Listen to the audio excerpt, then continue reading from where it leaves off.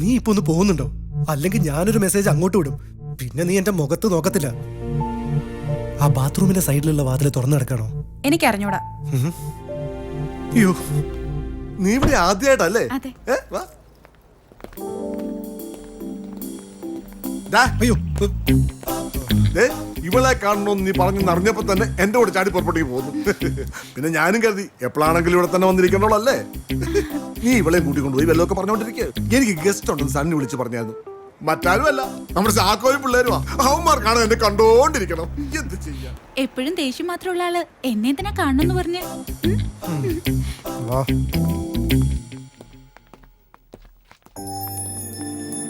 ഇതൊന്ന് ഓപ്പൺ ചെയ്ത് നോക്ക്. ഇതെന്റെ റിലേറ്റീവ് ആണ്. ഞങ്ങൾക്ക് പേഴ്സണലായിട്ട് കുറച്ച് സംസാരിക്കാനുണ്ട്.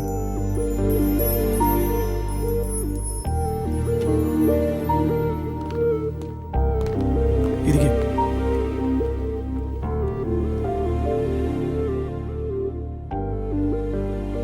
ആരും അറിയാതെ കുറെ പണം കിട്ടാൻ അയാൾ എന്താ കുഴിച്ചെടുത്താണോ? നളിനി സത്യം പറഞ്ഞോ? അച്ഛനെയും മോളി ഒന്നിനും ഞാൻ വെറുതെ വിടില്ല. വേണ്ട, ഇങ്ങനെ വിളിച്ച് കളിയാക്കുന്നതിനേക്കാൾ ഭേദം അതാ. നളിനി പ്ലീസ്, നിന്നോട് എനിക്കൊരു പ്രശ്നമില്ല. ആ തന്തയുടെ മോളായി പോയതാ അന്നും ഇന്നും എന്റെ പ്രശ്നം. എല്ലാം എനിക്ക് നിന്നോട് തുറന്നു പറയാൻ പറ്റില്ല. സോൾവ് ചെയ്യാൻ പറ്റാത്തൊരു പ്രശ്നം എനിക്കുണ്ട്. അതുകൊണ്ട് ചോദിക്കുക, സത്യം പറ. പണം എവിടുന്നാന്ന് എനിക്കറിയില്ല, പക്ഷേ ഒന്നറിയാം, അത് നേരായ രീതിയിൽ കൂടിയല്ല. പിന്നെ ആരോടും ഒന്നും പറയരുതെന്നും അച്ഛൻ പറഞ്ഞിട്ടുണ്ട്. പണ്ടേ ഇങ്ങനെയാണല്ലോ, എന്ത് കാര്യത്തിലും ജയിക്കണം. ജയിച്ചാ പോലും എന്നെ കുറെ ചീത്ത വിളിക്കും. എന്നിട്ട് ഞാൻ കരയുന്നത് കണ്ട് ആനന്ദിക്കും. എപ്പോഴെങ്കിലും എന്നെ മനസ്സിലാക്കുമ്പോ ഒന്ന് പറയണേ, ഞാൻ പോവാ. ആ കണ്ണു തുറച്ചിട്ട് പോ. സാജൻ സാറിന്റെ ഇമേജ് ഞാൻ തകർക്കില്ല. പോരെ.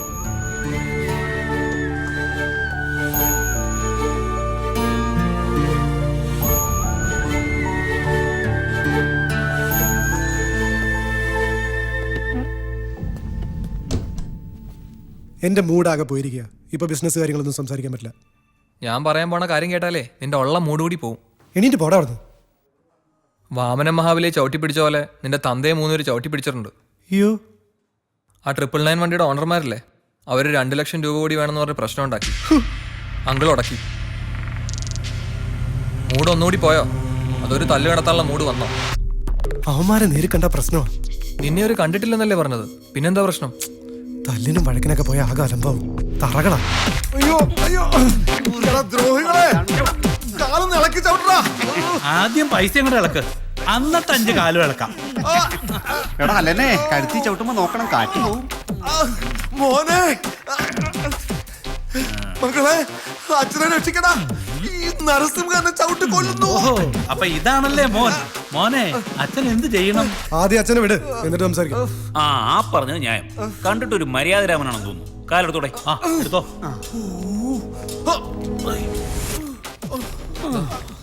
ഇത് 1 ലക്ഷം രൂപയുടെ ചെക്കാ. ഒരു സാധനം വിറ്റ് കഴിഞ്ഞിട്ട് അതിന്റെ പേരിൽ വീണ്ടും കാശ് ചോദിക്കുന്നത് തെണ്ടിത്തരാന്നാ പറയാ. പക്ഷെ ഞാനത് പറയുന്നില്ല. എന്നാ ഞങ്ങളും തെണ്ടിത്തരം പറയുന്നില്ല. ദേ അച്ഛന്റെ തലയിലിരുന്ന സാധനം. എടാ, ഈ കടലാസിൽ ഒപ്പിട്ട് തരാൻ പറ. ഒപ്പിടിപ്പിച്ച് അവരെ വിട്ടേക്ക്. ഇന്നാ ഒപ്പിട്.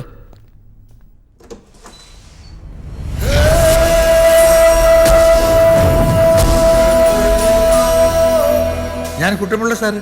നിങ്ങൾ ആരാ മിസ്റ്റർ ഇതിനകത്തേക്ക് കയറ്റി വിട്ടത്? എന്നെ എങ്ങും ആർക്കും ഒരിക്കലും തടയാൻ പറ്റിയിട്ടില്ല. കുട്ടമ്പിള്ള സാറിന് തോന്നുന്നത് കുട്ടമ്പിള്ള സാർ ചെയ്യും. അതെന്റെ സീറ്റാ. നീ ജനിച്ചപ്പോഴേ കൊണ്ടുവന്നാണോ ഈ കസേര? തന്നോട് ആരാ പറഞ്ഞ അതീ കയറിയിരിക്കാൻ? അതും എനിക്ക് തോന്നിയതാ. എണീക്കണം മിസ്റ്റർ, അതിന് എണീക്കാൻ. പറയാനുള്ളത് പറഞ്ഞിട്ട് പോയേക്കാം. അതും കുട്ടമ്പിള്ള സാറിൻ്റെ ഒരു രീതിയാണ്. ആ വിവേകം എത്തിയല്ലോ, കൂട്ടുകാരന് കേൾക്കട്ടെ. ഞാനൊരു സീരിയൽ നിർമ്മിക്കുന്നു. നല്ല ഉഗ്രൻ കഥ, സമൂഹത്തിലെ പുത്തൻ പണക്കാരെ കുറിച്ചുള്ള ഒരു കഥ. പേര് വിട്ടു, 1.5 കോടിയും ഒരു കുരങ്ങനും. സാജനെ അതിലെ നായകനായി വിളിക്കാൻ വന്നതാ. നിനക്കാവുമ്പോ ആ റോൾ അഭിനയിക്കേണ്ടി വരില്ല, ജീവിക്കാം, പുത്തൻ പണക്കാരനായി ജീവിക്കാം. എന്താ, സമ്മതമല്ലേ? തന്റെ ഒരു കുന്തു ഇവിടെ വേണ്ട. Get out from here. ഞാൻ പോവാ. പക്ഷേ ഒന്ന് പറഞ്ഞേക്കാം, നീ അഭിനയിക്കും, എൻ്റെ സീരിയലിൽ നീ അഭിനയിക്കും. ഇല്ലെങ്കിൽ ഒരു ക്യാമറ വെച്ച് നിന്റെ ചലനങ്ങൾ ഞാൻ രഹസ്യമായി ഷൂട്ട് ചെയ്യും. എന്താണെന്നറിയോ, ഞാൻ എഴുതിയ കഥയും നിന്റെ കഥയും ഒന്നാണ്.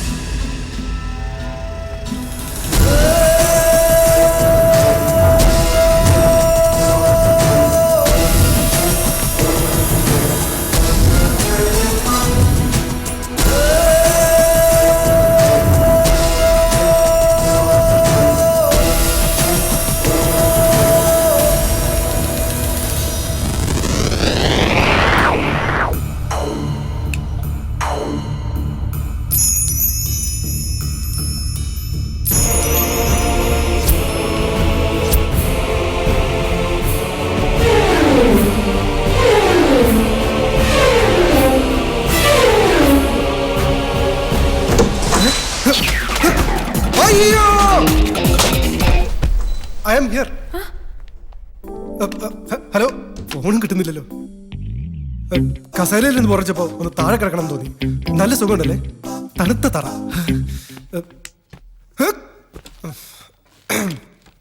സർ സർ ഞാൻ സർ എന്താ സാറേന്ന് വിളിച്ച് പഠിക്കണോ? ഞാൻ അങ്ങനെയാണല്ലോ വിളിക്കുന്നത്. നിങ്ങളെ പോലെ എടാ പോടാന്നൊന്നും വിളിക്കാറില്ലല്ലോ. വിഷമിച്ചിരിക്കുന്നത് കണ്ടിട്ട് പാർവതി വിവേകം കൂടി എന്നോട് വന്ന് സംസാരിക്കാൻ പറഞ്ഞതാ. എന്നാ പിന്നെ അവരെഴുതി തന്ന ഡയലോഗ്സ് വൃത്തിയായി പറഞ്ഞിട്ട് ഇറങ്ങിപ്പോ. എന്തിനാ ഇങ്ങനെ ചെറിയ പ്രശ്നങ്ങൾ വരുമ്പോ ടെൻഷൻ ആവുന്നത്? ചെറിയ പ്രശ്നങ്ങളല്ല, അതൊക്കെ വേണ്ടപ്പെട്ടവരോട് കൂടി പറഞ്ഞൂടെ? വേണ്ടപ്പെട്ടവരൊക്കെ ആരാന്നാ ഇപ്പൊ എന്റെ സംശയം. ചിലപ്പോ തോന്നും ആരും വേണ്ടപ്പെട്ടവരല്ലെന്ന്. നിനക്കിപ്പോ എന്താ വേണ്ടത്? വിവേക് ഉറപ്പിച്ച ഡീൽ ഇന്ന് നടത്തണം എന്നാ അവരോട് ചെന്ന് പറഞ്ഞേക്ക്. ഞാൻ എല്ലാം മതിയാക്കി. എനിക്ക് വയ്യ ഇത്രയും ഭാരം താങ്ങാൻ. നിങ്ങൾ എല്ലാവരും ചേർന്ന് അങ്ങ് നടത്തിയാൽ മതി. ഇനി അതിലാർക്കെങ്കിലും എന്തെങ്കിലും ബുദ്ധിമുട്ടുണ്ടെങ്കിൽ കളഞ്ഞിട്ട് പോകുന്നതിലും എനിക്ക് വിരോധമില്ല. നിന്റെ കാര്യം കൂടി ചേർത്താ പറഞ്ഞത്. എന്നെ അന്വേഷിച്ച് ഇനി ആരും എങ്ങും വരണ്ട.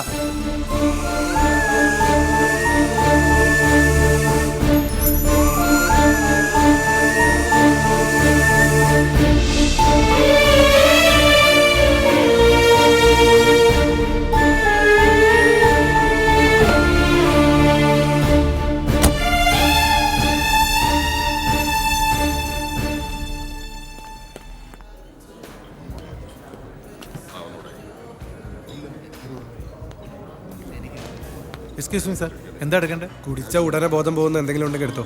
Okay sir.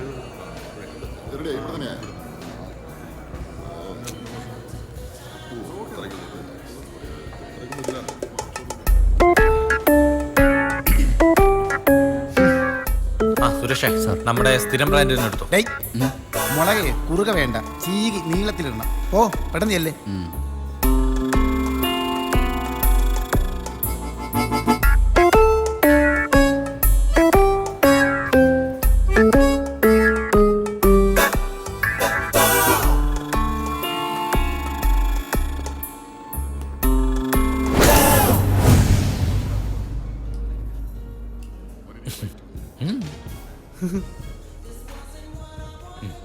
മൊബൈൽ വെച്ച് മറന്നു.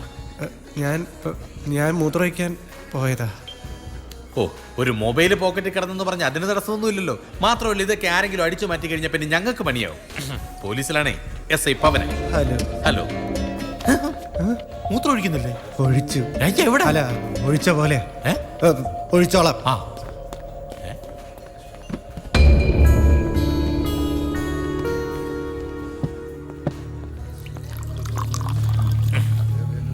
ജോസഫേ, താനേ ഇതായിരിക്കുന്ന സാറിനെ എവിടെങ്കിലും വെച്ച് കണ്ടിട്ടുണ്ടോ? അതാ ഞാനും ആലോചിച്ച്. കണ്ടിട്ടുണ്ട്. എന്നാ പറ, എവിടെ വെച്ചാ? ഏതോ വണ്ടിയായിട്ട് ബന്ധപ്പെട്ട. പറ്റേ, തന്റെ ഓർമ്മശക്തി ഞാനൊന്ന് പരിശോധിക്കട്ടെ. സാറേ, ഒരു ദിവസം രാത്രി ഒരു പഴയ അംബാസഡർ കാറിനകത്ത്. ബാക്കി ഞാൻ പറയാം. സമ്മതിക്കത്തില്ല. ഒളിഞ്ഞ കാറുകൾ കിടന്ന സ്ഥലത്തൊരുത്തം കുത്തിയിരുന്ന് മൂത്രം ഒഴിച്ച അന്ന് അവിടെ ഉണ്ടായിരുന്ന ആളാന്നോ? ഒന്ന് പോടോ മത്തമത്തി. ഇതാരാന്നറിയാവോ? കന്നഡ സിനിമയിൽ രാമകൃഷ്ണ ഹെഗ്ഡെ എന്ന് പറഞ്ഞൊരു നടനുണ്ട്. പുള്ളിയെ പോലെ ഇല്ലേ നോക്കിയേ. രാമകൃഷ്ണ ഹെഗ്ഡെ രാഷ്ട്രീയക്കാരനല്ലേ? അവിടെ രാഷ്ട്രീയവും സിനിമയൊക്കെ ഒന്ന് തന്നെയാണോ? പക്ഷെ അതല്ല സാറേ. സാറ് ചുമ്മാ ചെന്ന് ചോദിച്ചേ. ആ, ഭാഗ്യം അയാള് പോയി. അല്ലെങ്കിൽ താൻ പറഞ്ഞത് കേട്ട് ഞാൻ പോയി ചോദിച്ചേനെ. അയാൾ വല്ല മന്ത്രിയുടെ അളിയനോ മച്ചാനോ ഒക്കെ ആണെങ്കിൽ ഞാൻ വല്ല കാട്ടിലും പോയി കിടക്കേണ്ട വന്നേനെ.